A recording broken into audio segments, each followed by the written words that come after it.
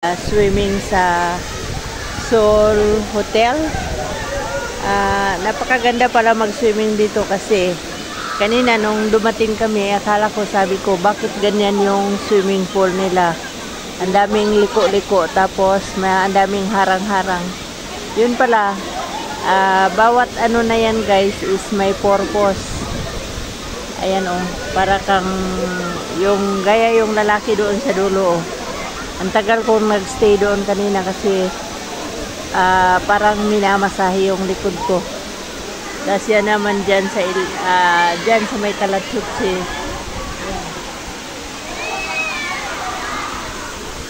Dyan ako dumapa-dapa, nakahiga. Ang ganda guys kasi namamasahe ng husto yung likod. Ayan. Daming nagsisiling oh. Yung sa baba.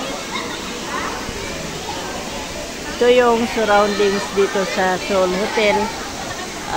Siguro Koreano yung may-ari dito guys. Ayan.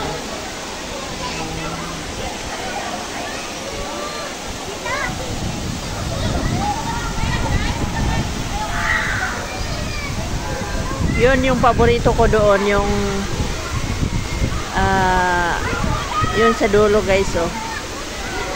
Sobrang lakas ng impact ng tubig sa likod mo. Pati yun. Kasi yung sa kabila naman parang jacuzzi. At dito naman sa kabilang side, malaking swimming pool. Ayan oh. Diyan kami kanina kaso lang sobrang init.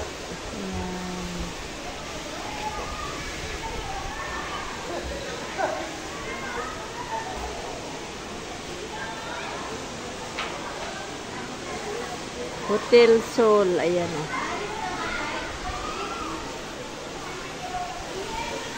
Tapos dito kami sa taas. Ang ingay ng mga bata.